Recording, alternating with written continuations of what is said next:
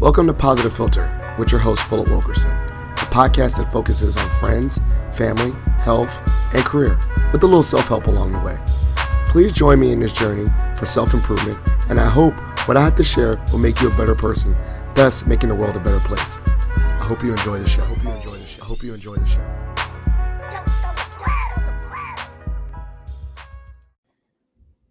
Hello, ladies and gentlemen, boys and girls. It's Philip Wilkerson back with another episode of Positive Philter. I'm joined by a special guest. Everyone's a special guest to me. I'm joined by Elena Agaragimova. I probably mispronounced it. I tried my best. Hooked on Phonics didn't work for me, but I tried. And now this is crazy. I put this earlier as I prepared for this episode. This episode is technically like 2 years in the making. I went back.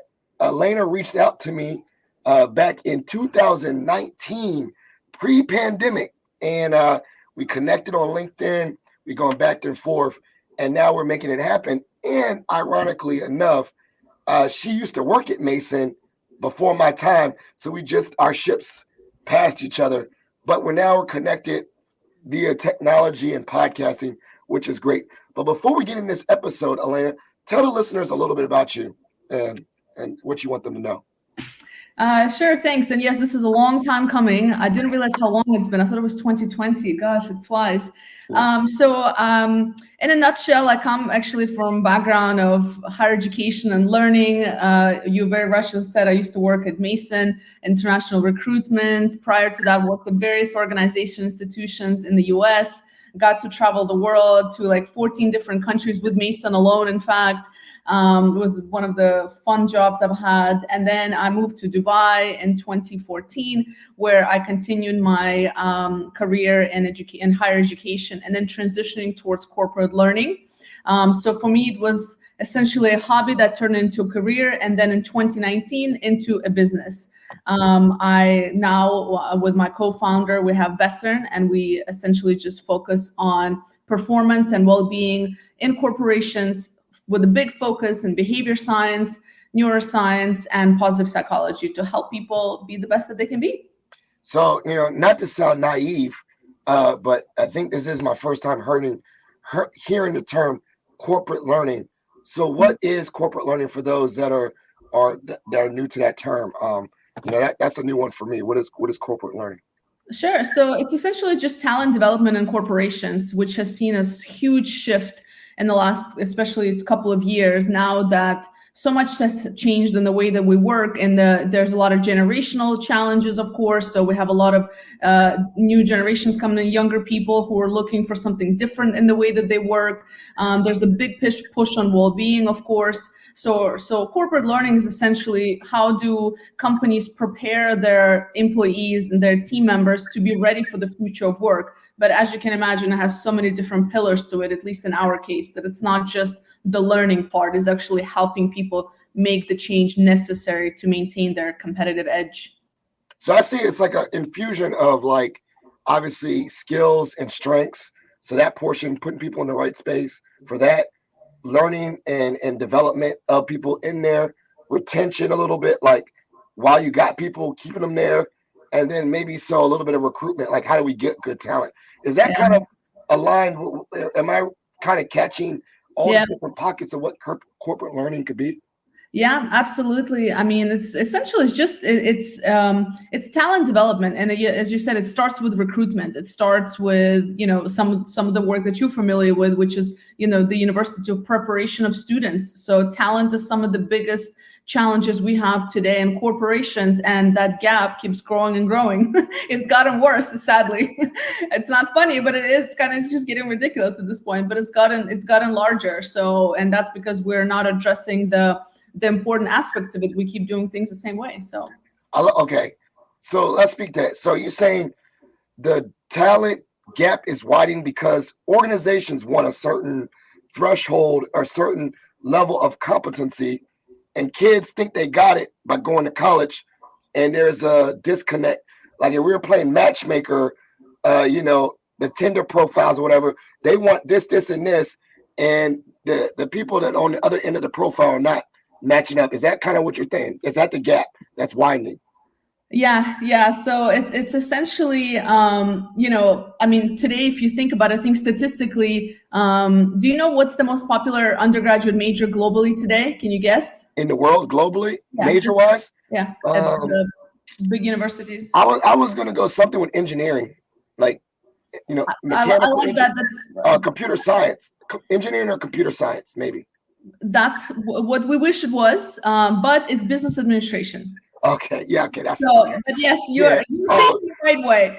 But unfortunately, still, business administration is the most popular major. And as we know, with all the respect of anybody who studies business, I definitely started. I mean, I've changed my major 5 times when I was studying. So I started with business, So no disrespect for anybody who did business, but the reality is that it doesn't prepare you for business, nor does it give you a specific skill necessarily, because it comes down to experience.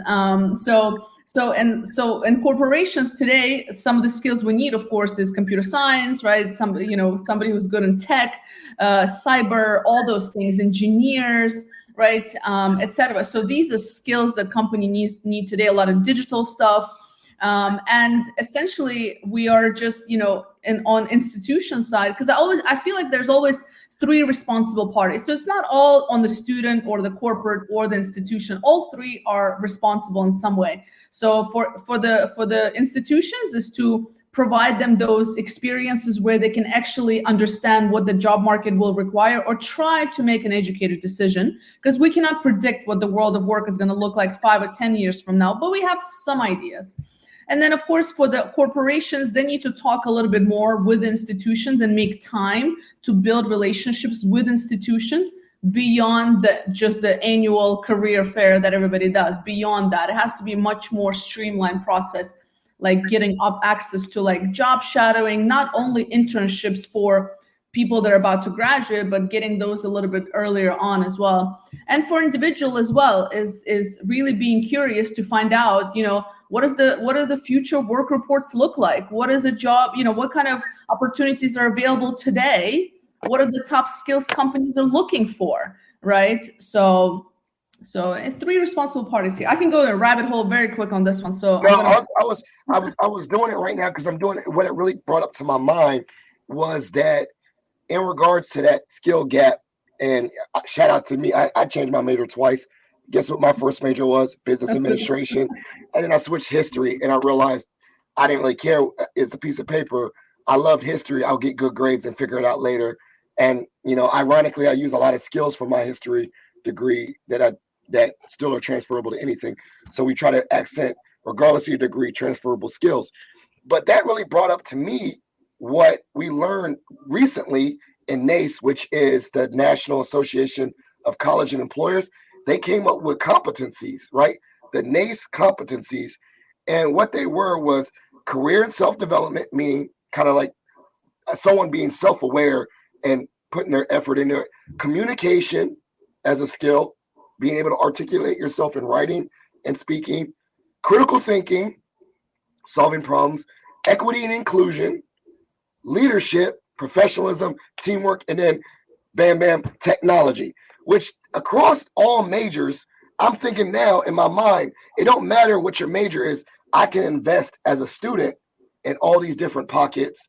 And essentially, I think corporations should look at students beyond their major and find ways to say, is this student good at communication or critical thinking, regardless of the major? So I do see the NACE competency as a great framework, but we still need to bridge, as you said, that gap, because you're saying that gap is widening, which is kind of scary and sad. So what do you thought? What are your thoughts to that when you hear that there is these universal frameworks of skills? How do you address that as someone that's into this corporate learning space? Yeah, listen, absolutely. And the interesting thing about these skills is that sure, you can learn them at any point in your life, but it becomes more challenging. So what I've realized is, so I used to do some work with high schools, then I did some work with universities, then I did some work with graduate students, and then I went to corporates working with mid-level to senior level professionals. And so if you see actually under our company, there's two kind of brands. So we have Bessern, which deals with corporate, and we have Bloom Youth, which deals with students. And the reason we we decided to incorporate Bloom Youth was because when we got to corporations and start talking to the mid-level to senior level professionals, we're like, wait a minute, all we're really doing here is putting a Band-Aid on a broken leg.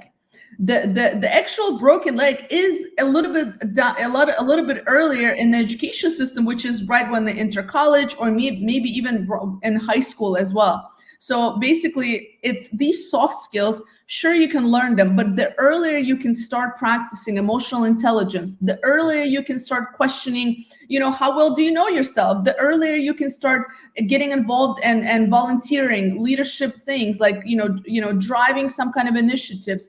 The earlier you start getting to know different cultures and learning cultural intelligence, the better you will be. You will be far more advanced than a lot of students graduating. And, the better you become at presenting, at presentation skills, all those things, because at the end of the day, a company wants somebody who's either probably going to bring them money, bring them clients, decrease costs for them, etc. All of that is relationship building. A lot of business is relationship building, right? So what better can we, add to the education system than these soft skills? And again, these soft skills, can you learn them later? Sure, but it's much more difficult to change later on in life. And on top of that, you have less risk appetite to try and experiment different things, because by the time you're mid-level, senior level in your career, just generally speaking, you probably have responsibilities, a family. It's much harder to make certain changes. And some of that change, some of these skills, again, like emotional intelligence, self-awareness, what motivates you, what drives you, what do you enjoy doing, what are you good at, etc. Those things are equally as important earlier on, because they help you figure out what is it that you actually want to do, versus going into a career, getting that first paycheck, and then you're hooked. Because the minute that paycheck hits your bank account, you got bills coming in, you're like, you have a little bit less flexibility to experiment. So I think it's just these skills, it's beyond just career related. It's almost life satisfaction, if I were to, and maybe this is exaggerating, but the more aware you are, No, I don't think, you nailed it. I don't think it's, I'm thinking like, wow, how can we incorporate that early on? And you just said it too, like, you don't have to wait to college to do leadership. You don't have to wait to college to be a critical thinker. And a critical thinker means see a problem, identify a problem, take care of it. Like, even if you're a kid and you're like, man, I don't like this, I could do a lemonade stand, right? Like, you can identify a problem as a kid. You can technology. I mean, we don't need to wait till, I always tell people, you don't need to wait till a class to teach you technology. Like, kids, they can figure out how to code and play video games and do YouTube videos and podcasting earlier than me. So you're right. Like, man, that's really dope. And so I really love the piece that before we were getting into this, is like, I feel like well-being is incorporated in all this. And so thinking about that, we said about the high school, college, and corporations, how have you seen in your understanding, in your experience, the need or the awareness of well-being being important in the workplace? Have you seen that shift even in your own experience in work? So just to put some context, so usually when people think well-being, they think it's that, the health and wellness. And this is what a lot of companies practice. They give you the Fitbits, they give you the yoga mat, and they think they've done their job. The way we look at well-being is different dimensions. So you have your career well-being. How well are you progressing, right? You have your mental well-being, of course. Do you feel burnt out? Do you feel stressed out? You have your emotional well-being. Do you feel connected to your team members? You have your financial well-being. Do you feel that you're earning a fair amount, et cetera, et cetera? So well-being has a lot of different components in the way that we see it. So it's not just that wellness piece. So, and that is becoming more and more important, because especially right now, after the last couple of years, the job market has changed significantly. A lot more opportunities remote. The gig economy is becoming even more popular. a lot of companies now are willing to hire consultants or get, entrepreneurs or freelancers to do certain things, because they are decreasing in many cases, especially those that are moving away from their traditional offices. So now they can hire people from all over the place. So what that means is that essentially just the way that we work and what we look for in a job is changing. So, gone are the days where people are satisfied with just getting a paycheck. A part of that is the generation that's coming in. So generation that's coming in are just wanting something more, right? So these graduates, they're graduating now and going to the workforce. They want to see purpose. They want to make sure that their values are aligned with company values. So it's beyond just earning a paycheck like what our parents used to do, right?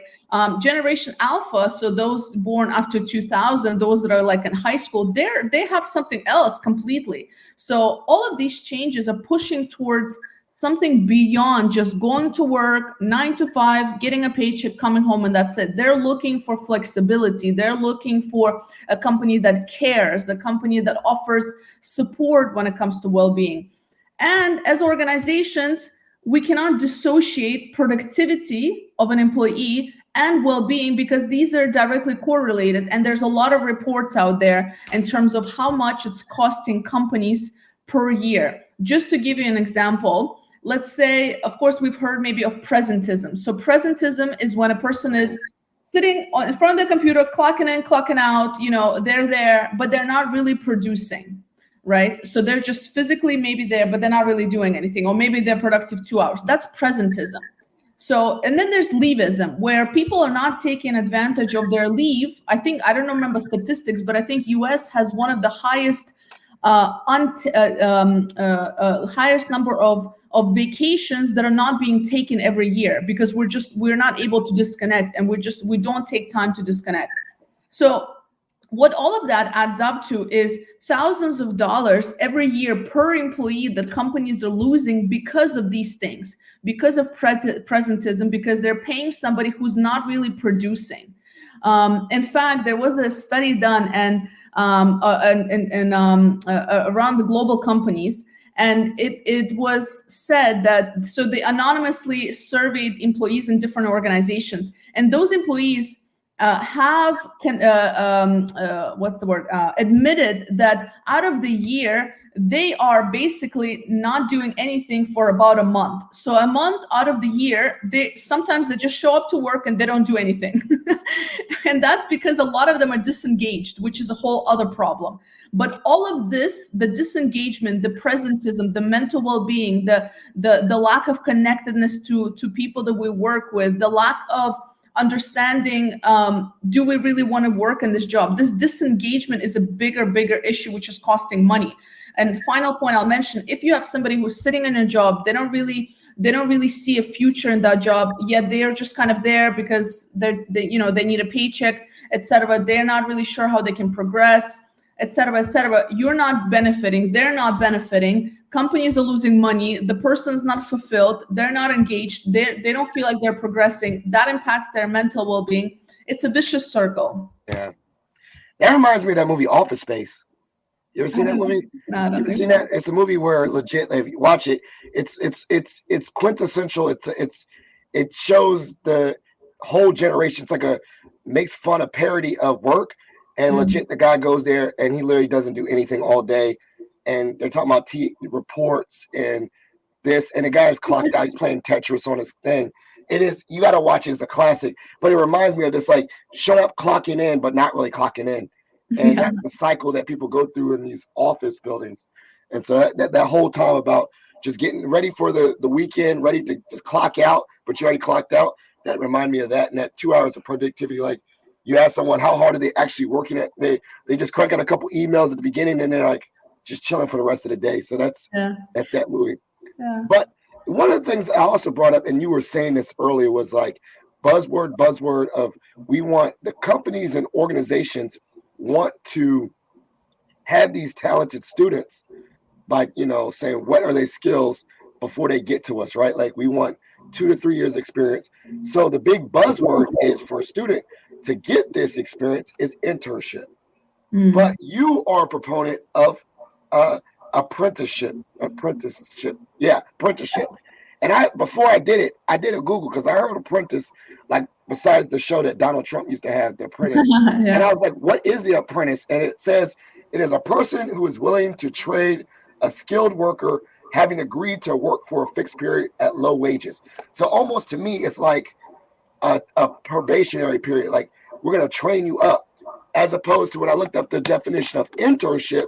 An internship was what I read real quick was the definition is a period of work offered by an organization for a limited time for students, and it's usually paid or unpaid. So the clear definition is like, this is a window for a student, you're gone. But as opposed to apprenticeship, it's like we're investing in you because we got you in for a lot period of time.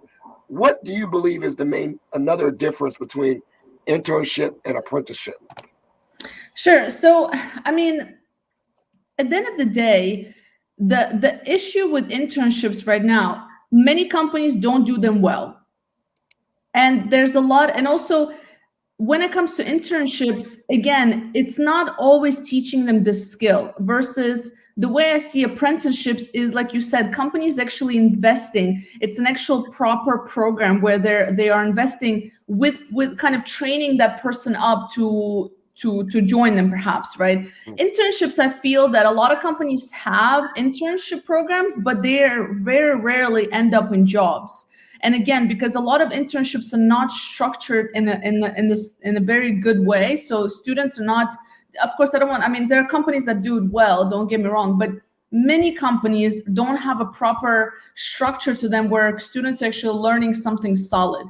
And on top of that, an internship today, most of the time, universities and corporates, so universities require internship towards graduation, and corporates usually tend to take students only when they're year 3 or 4 of university or once they graduate. So they're not really interested in them when they're juniors or sophomores or freshmen. Apprenticeships, and this was done back in like the 60s and 70s, where you go to school in the morning, you're 18 years old, you go to some kind of technical school. Usually it used to be associated with technical schools, and you go to school in the morning, and then the evening or afternoons, you actually go and practice the skill that you're learning. So, and that's my whole push, is how can we use this model and put it to all the things that students are studying, essentially. So from freshman year, not from your 3rd or 4th year, or even when you're doing your master's, but the earlier the better, where you're actually forced to learn a skill, and on the other side you have a mentor in an organization that's actually teaching you that skill. So maybe this is similar to you and of course many others. I've worked since I was 15. My first job was at Subway making sandwiches, and I can tell you the things that I've learned at Subway at that time are probably the base that made me who I am today. Because the earlier you earn, the earlier you understand what it takes to earn $1, the earlier you understand customer service, the earlier you understand what it's like to work jobs that are not necessarily comfortable and corporate and with nice titles and etc. The earlier you do a little bit some dirty jobs as well, the better you are in the future, the better it is for you. It builds resilience, it builds responsibility, accountability. It makes you humble, because when you do certain jobs, by the time you get to the corporate, you're like, oh my God, this is so peachy, this is amazing. So that's my whole push for experience, whether it looks like apprenticeship, whether it looks like a different internship that starts from a freshman year. The idea is to expose students to what it's actually like to work in something and actually get them to learn and think from day one. I love that, because I was thinking my first job was 15, and it was at Baskin Robbins, and I didn't want to eat ice cream for a whole year. But I get that thing, right? Like, it taught me the culture of work, and I'm working with grownups. I was like a teenager working with grownups, so it's really infused. Like, this is a real job. I got a real boss, and I felt real. I had my real paycheck, and I felt like a real responsibility. And then during college, I worked too, so it's kind of weird. Like, I worked at Food Lion, which working at a grocery store has taught me the world of working and involving myself with the community and real people all the time. But that also reminds me of what you said earlier about this this shift of incorporating like real like half days here, like because I'm thinking like, okay, a lot of college kids are like, I didn't get a chance to work because my course load was too heavy, right? And it was all staggered. And then, as you said, what if they had a schedule where it was like really allocated, that they did coursework and they went somewhere? Because I remember in high school, I grew up in Northern Virginia, there was certain academies. Like if you went to, I think it was Edison, they had an actual auto body shop, right? And you would work on cars at Edison, and then you got out half a day, you got credit for going to school, and you get a real job. And it didn't punish you. It allowed you to go to school and go to, get an A, B, C, good grades, but then you can get a real job. And I think I see a lot of value in what you're saying, like, getting, a real paycheck, but also going, like, being able to do your studies and having a better balance. So I like that. And then I think about the word apprentice, what you said was tied to a mentor. Every movie is like my apprentice, like, Jedis and all that, my apprentice. But that it came with the mindset of a teacher. This is my apprentice, but the teacher's attached to you. And sometimes I see in certain places, as I've worked with students, that they get thrown in an internship. They're just given busy work. They're given the work that people didn't want to do, and they weren't really, grabbed in. Like they're not going. Like you ask them, like, did you make a meaningful relationship at that internship? They're like, no. As opposed to if they're really attached to someone that put them under their wing, like a Jedi master, that's a lifetime relationship. And that's actually, mentorship is very important to your development. So what are some of your thoughts about that? Like what would be like, what is your, you said an organization, what is your organization, or what are you suggesting to really incorporate more of this apprenticeship model rather than just a internship model? Before I made a note, I'm going to answer it. But before I get into it, you mentioned something very important, which I hear all the time, and we really have to address this as a community. So you mentioned that students say that they just have a workload and they can't manage the workload from school in order for them to have a job. But Phil, how many people out there, yourself included, were studying and working at the same time, right? So many people. Not everybody is privileged enough to say, I'm only going to study and that's all I'm going to do. People make it work. So, and this is the thing that, I don't know if it's time management. I don't know if it's, if that means if you are really struggle with a study load, right? I can't imagine, Phil, I just can't imagine that somebody doesn't have an ability to do at least a part-time job while they're studying full-time. I really don't see that. If that means on weekends, do you know what I mean? So it's just about, would that cut out of other things? Yes. So it really depends on your priorities at the end of the day. Could people do it? Absolutely. People do it every day. There's a lot of people that have families. They go back to school. They study. They work full time. They take care of family. It's possible. So I hear this a lot in the Middle East. They say, no, but we don't want to put a lot of pressure on the students. They're already studying. Let them study and get good grades. Realistically, I prefer today students are getting B grades and have a job versus having straight A's and all they have is straight A's, because companies today will hire somebody who has a skill set, who has experience, who's done a lot of extra things versus somebody who just got straight A's and they didn't participate in anything else.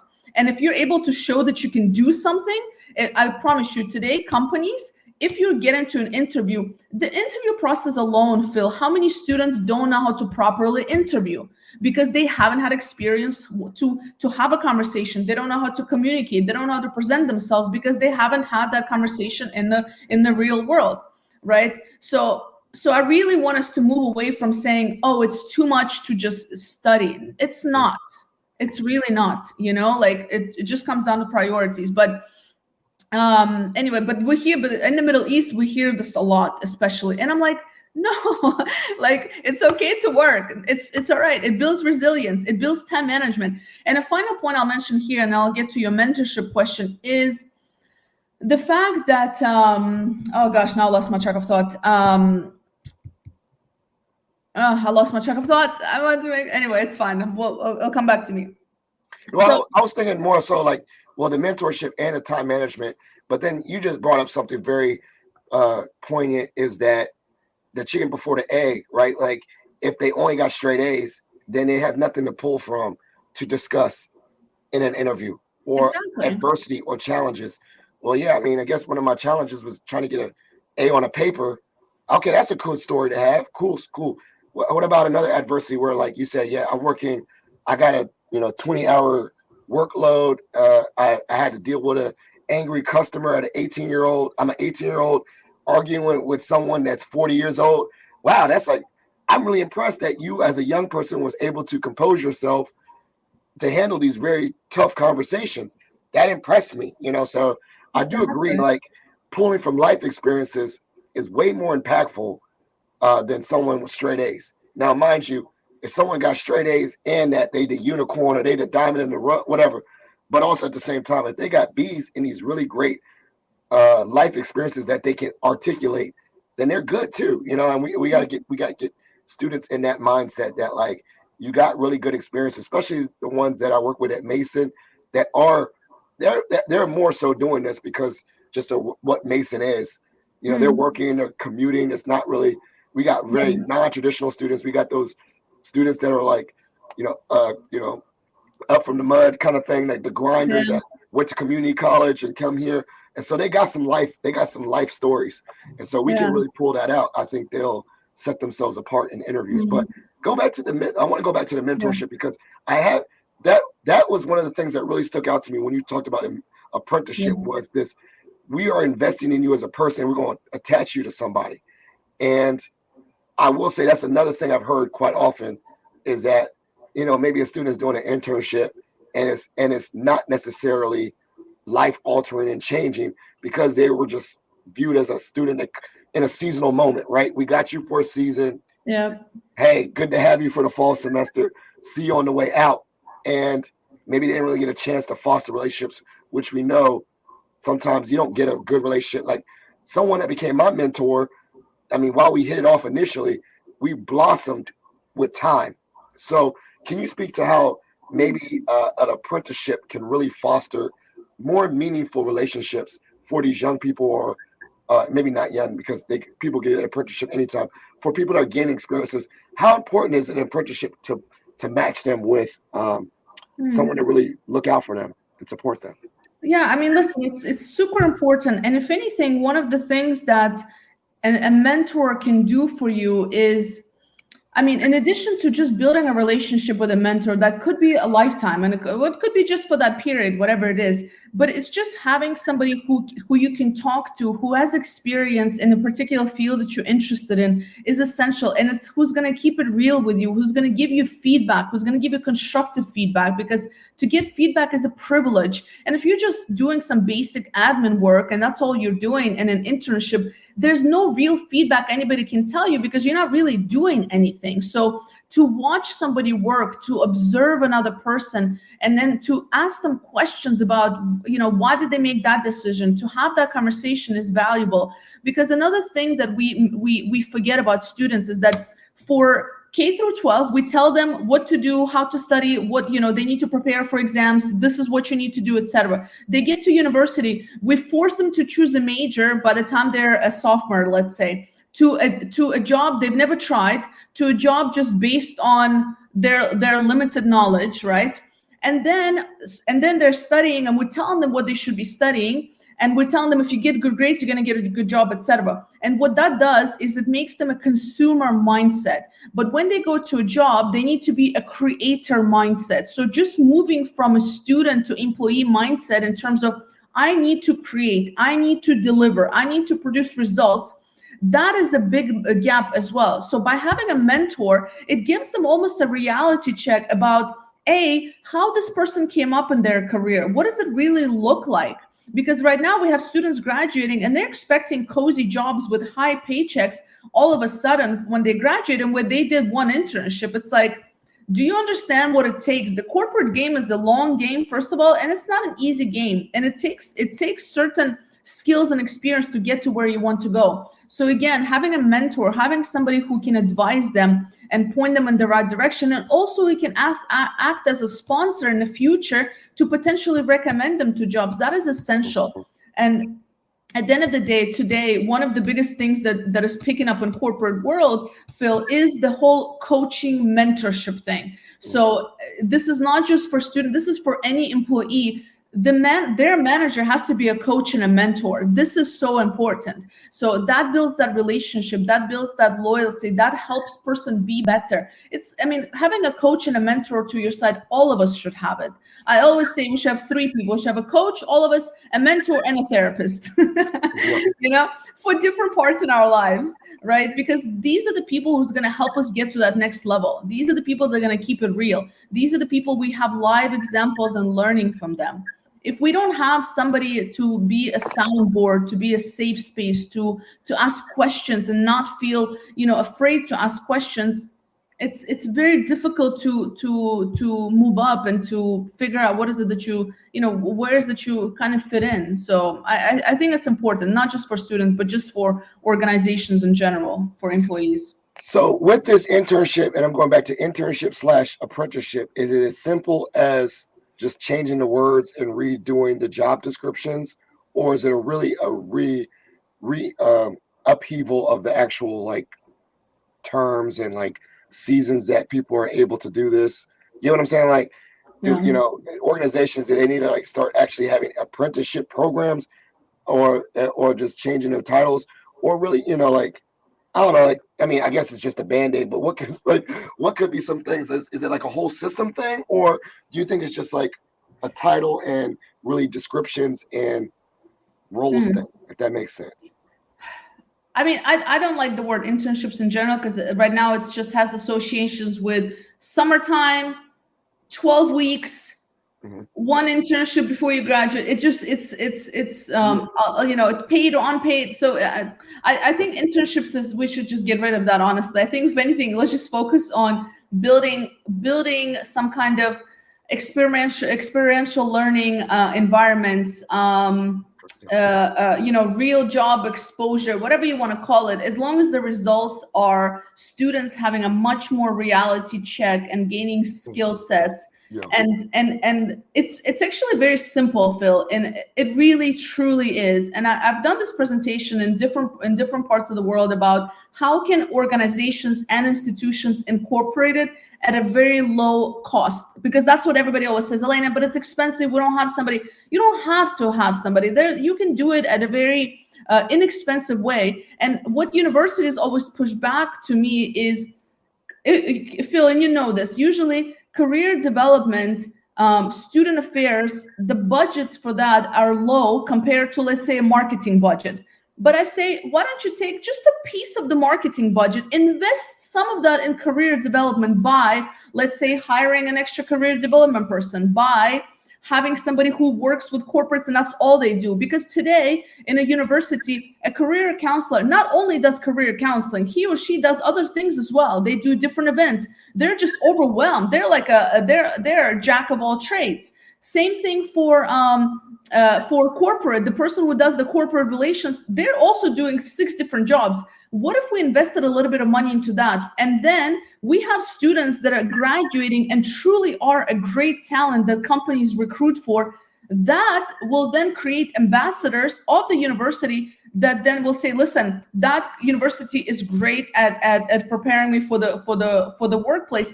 That in turn will bring you students. So that's your marketing. You are creating little marketeers and ambassadors by investing in your career development, right? And these are your best ambassadors. So, so I feel like it's all connected. Same thing for the corporations. All you need to do is allocate one person from your learning and development, HR, recruitment team, whoever it is, who's actually going to pioneer and champion this, and truly going to invest their time and get other people in the departments on board that can act as mentors. It really just, for me, it's so, I feel like there's a simple solution. It's just allocating resources in a way that makes sense. And if you think about it financially, long-term, it's going to pay off much more than if you were to just keep doing things the way things are done right now. Yeah, so you're saying, when I heard that whole thing, it was not just, it's a system. Yeah, it's definitely, it's a system upheaval. And on the flip side, though, being the positive filter that I see, and I have seen that just quote it. It's called an internship, but I've seen what you just said, exhibit it, but they didn't know what it was called. You know what I mean? Like, Yeah. I've seen that pipeline of someone that was a rock star student doing a great job. They gave real world experience.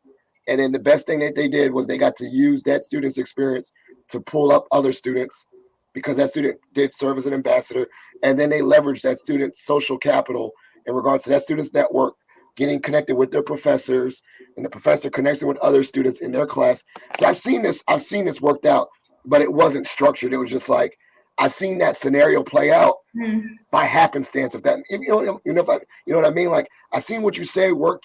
It does work, but it wasn't structured like that. It was just because it's, how that worked out, where the person did a great job. The person that was mentoring that student had enough bandwidth. Because I know a lot of times, a lot of organizations say, well, I got to do my 9 to 5. I don't have time to mentor someone, right? That's an extra job.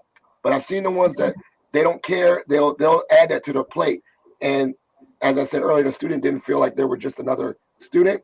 They really felt like they got a new person, a guidance, and they used their testimonial. So I've seen it work. Maybe just not on a large scale and in a structured scale, but I've seen that positive scenario where someone was able to commit to the student, and the student was able to do a great job, whatever, with this experience.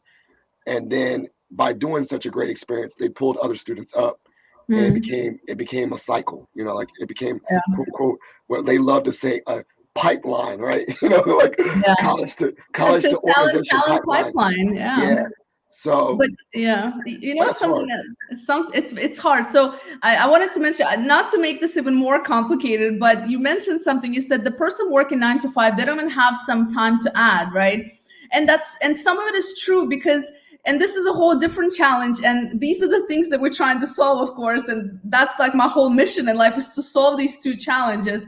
The other challenge is that person working to 9 to 5, the issue there that a lot, so 85% statistically, according to Gallup, every year when they do the workforce engagement report, 85% of employees around the world are disengaged, meaning they show up to work, they clock in, clock out, they don't really care, they just want to make a paycheck, they don't want to add anything, they're not using the best, they're not at their best, etc., etc. Which is also why a majority of careers die at mid-level, because usually people that are disengaged, that just kind of barely passing by, are not going to make it to the senior level, because it requires a different kind of ball game. And if you're disengaged and not really producing or creating stuff and bringing in business, etc., you're not going to move up past mid-level. So anyway, so imagine you're asking this 85% of people, if that's the population you're dealing with, to then also try to mentor somebody. They're already disengaged. They already don't enjoy what they do. And now you want them to sell their job to a student. Do you see the problem here? So it's by starting at universities, implementing the soft skills. So if we were to circle back to our beginning of our conversation, by getting students to start thinking about these things earlier on, there's a much higher chance in them working in jobs they truly enjoy, jobs they're passionate about, and that they're excited to mentor other people. They're excited to introduce somebody else and give them opportunities. And engagement level will essentially go up as well. So, and the only institution right now I know that's doing this system that I told you about is Harvard. So, and I've actually spoken with somebody who's involved with that in Harvard, and they said, Elena, it's so hard because it requires a whole system change. So like you said, it's possible. It is a system change. It's simple, but it just requires so much collaboration between different parties that's what makes it hard. But Harvard is doing it. I'm sure other institutions are. I just recently had a conversation about it with them. So, and I was always trying to think about, like, how have I, like, this is not, maybe this is narcissistic, egocentric, but how have I played into that? And, like, shout out to Ken Garant, who was my supervisor. I blame him for making me want to stay in higher ed, because I don't know, unbeknownst to him, whether, I don't know if he was burnt or he didn't really enjoy his job or he was disengaged.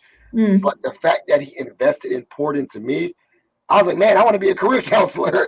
Thank you. Like, that's your fault, Ken. You know what I'm saying? Like, because, and you're right, like, because of someone that was attached to me and guided me, it like almost changed the trajectory of my career. Meaning, like, I went into higher ed, I went into career development because I was attached to someone that wasn't checked out, or at least wasn't checked out with me.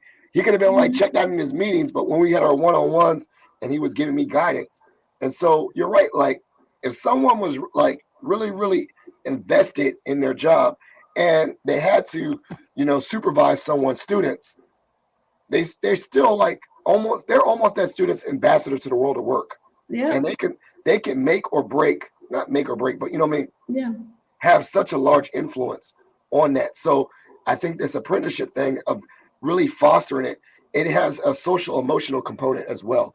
You're talking about the bottom dollar and all that, but like there is really a social, emotional, and personal development component that when someone really guides you or invests in you, more so in this apprenticeship model, it will that's your landing spot or entryway into the world of work, that you think, okay, this person is engaged in their work and they're a model to me. I'm going to go into work being at least engaged. They set the tone. They set the tone for you.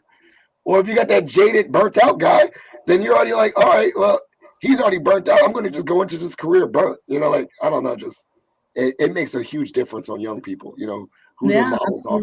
So I lied. I told you that the only component of this show was your shout outs and plugs. But I don't know if you've listened to the podcast before. We have a segment called Shot for Shot, which means you get to ask me a random question. You ask me a random question. You want to go first? I'll go first. It doesn't have to be related. It's completely random. Okay. What would you change about your job? If there was anything you could change about your career, what would you change? Like actually right now? Yeah. Hire, make more money. Like, that's it. I mean, I honestly love what I'm doing. I'm very invested. I'm actually maybe one of the percentage of people that are engaged mentally and emotionally. But higher ed is not a lucrative business. It's not a lucrative business, as you know.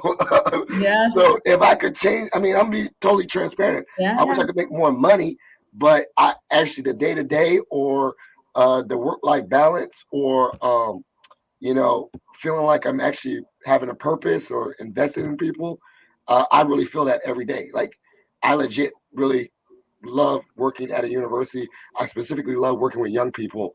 That invigorates me. That as I said earlier, shout out to Ken Garant. I blame him for that because he was the internship coordinator and he poured into so many people. Like that's kind of generationally what I want to do. Like that's something I always wanted to emulate, was pouring into young people and maybe one day leaving a legacy through other people. So man, honestly, I love my job. I just wish I made more money because listen, maybe there's other ways to create some passive income that I'm working on that. That's for sure. No conflict of interest and but that would be my only thing, honestly. And I think I don't think this is a Mason or higher. This is a structural COVID thing. I think COVID just jacked up balance on everything, and I wish we could change that too a little bit. I think COVID has put all industries on upside down on their head. You know what I'm saying? So for sure. Just how we try to navigate having to really do stuff when we realize that some of the old way we could have done a lot of this stuff remotely. We could have done a lot of this stuff at home. We could have done this with more balance. Do we need to do something that's takes us 20 hours where we know we knocked it out in 10 because of the access to technology that we have? So that's always hard, but I don't think that's just, honestly, I don't think that's higher ed or I think that's just world of work. Like you said, like why does all of us in the United States have so much leave on the table? As compared to the other countries in the world. So I would love to change that, but beyond that, no, I'm very happy. I'm very satisfied. I have a lot of purpose in what I'm doing, and I feel fulfilled. So, I am not in the percentage where I'm disengaged. I'm pretty engaged when I work. Awesome. All right. So you travel to 11 countries with Mason, rocking Mason gear. I got two questions kind of branching off of that. One, what was one of the most favorite places that you went? Represent, like, not just all your travels. I'm talking about the Mason travels, right? And then what was one place where you went there and you were surprised that they knew about Mason? Like, I'm surprised, we're getting the brand of Mason is growing. And I Yeah. looked at when you were doing it, I think the brand of Mason is getting bigger since 2013 or so, right? Yeah. We're a Yeah. bigger, we're a more bigger brand, right? Yeah. We call a university a brand. So what place did you go there and you're like, oh my goodness, they already know what I'm doing? Like, I don't like, they already know about Mason.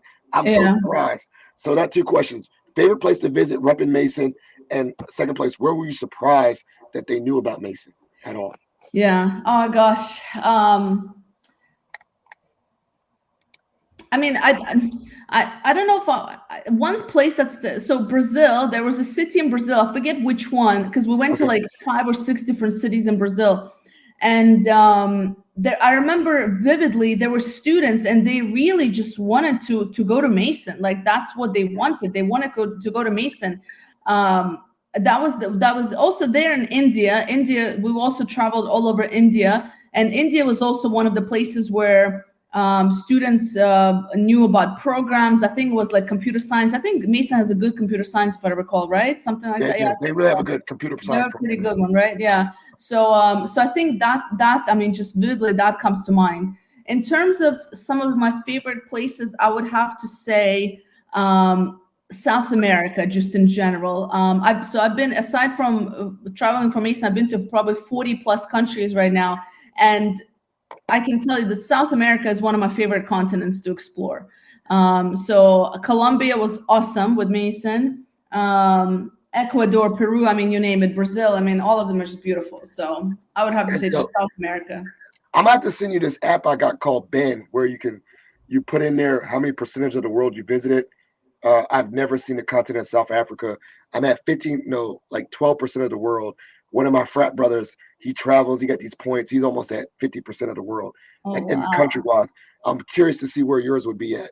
Now, this is my second question to that. For those people in India or Brazil, why do you think they already knew about Mason? Because was it like, for that small town in Brazil, was it because, as you said, maybe like tied to internships, like maybe someone went there and they had a pipeline with the school and the high school, or with the place in India? Like, did they have a lot of people from that town in India that went to that school and it came back and prophesized about it? Why do they know about that place? How do they know about Mason over there?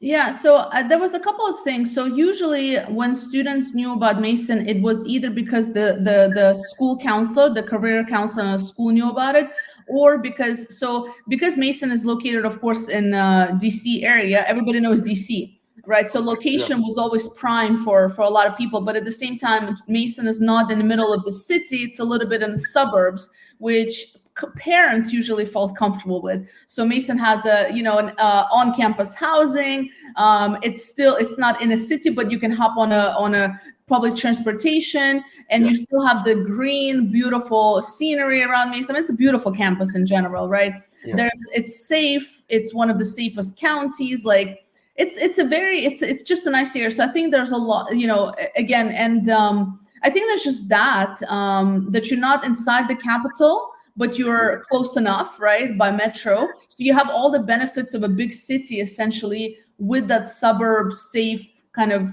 family-oriented environment. So people heard about that. But overall, I mean, Mason does good marketing. I mean, I don't remember what we did then, but we do good marketing in general. So I have to give them that. It's a good reputation. There's so many alumni from Mason that live all over the world. There was a couple of times we had alumni who joined us at these recruitment fairs as well in these different countries. So that helps. Yeah. Oh, that's crazy. Okay. Well, that's been great. I think we need to do another episode. I'm glad this 2 years coming really came down. I'm really going to be interested. We need to tap in again, maybe at the end of the year, and see how the world is coming out of this pandemic, because your expertise on how work and the future of work is really, I learned a lot. I tell my guests, I take notes. You saw me writing stuff. Yeah. I take notes and I ask questions. So this has been great. And I'm really glad, I will say right now, I'm really glad that you were persistent and flexible with me. We did not know each other to this podcast. And I really think that I would love to stay in touch and engage, because you dropped some gems on me today. So for the listeners. Thank you for the good questions. Yeah. Well, I don't know. I'm good at asking stuff. I don't know a lot of stuff. So for the listeners, this is the part of the show called Shout Outs and Plugs. So this is the opportunity. Please shout out, show love to anyone you want to show love to. Anyone. show love to them. Shout outs and plugs. And then plugs. Anything that you want the listeners to know about you or where to follow up with you, where they can find you, things that you're working on, which I'll put in the show notes. But the stage is yours. Whatever you want to share, shout outs and plugs. Oh gosh. I mean, just off the top of my head, shout out to my business partner who puts up with me every day, and we make magic happen. And yeah, we're on the same mission. Shout out to him for sure. Anybody who's making a difference in the world of education and trying and fighting against this whatever we're trying to fix here.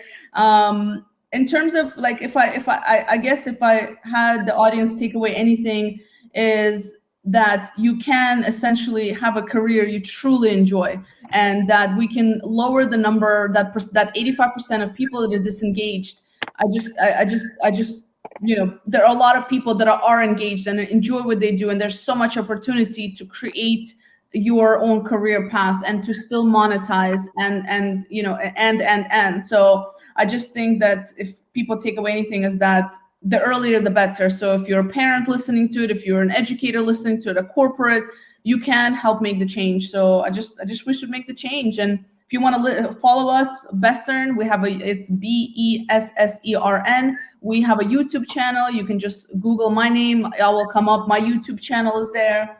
We do a lot of content, bring on a lot of different speakers. Everything is free on our website in terms of content. So I love this stuff, and I talk about it all the time. So I love it. So definitely we'll put all that in the show notes. I'm definitely going to subscribe to your YouTube channel. I love to go down the rabbit hole of YouTube myself and watch videos, especially ones that are inspirational. So I'm definitely excited to check out your YouTube channel and go down there. But Elena, this has been a great episode. I'm so glad that we got connected. And I hope that the listeners take away value just as much as I did. So thank you. So Positive Philter listeners, if you enjoyed this episode, please share it with your family members and friends. That's how we get it out. You also, if you want to leave a voicemail for the podcast, you can call the hotline, which is 571-336-6560, which is 571-336-6560. Sometimes I use those voicemails that people send and put them on the podcast. If you also like to listen to this podcast, you can listen to my second podcast, which is Positive Philter Short Takes, small excerpts, little mini episodes that you can get, digestible episodes to go along with long episodes like this. So please check that out, Positive Philter Short Takes. Have a great day. Thank you for listening, and keep on spreading positivity. Thank you for listening to Positive Philter, a podcast that focuses on family, friends, career, with a little self-help along the way. If you enjoyed this podcast, please share it with your family and friends, and like the Facebook page, Spreading Positivity of Movement. Thanks for listening.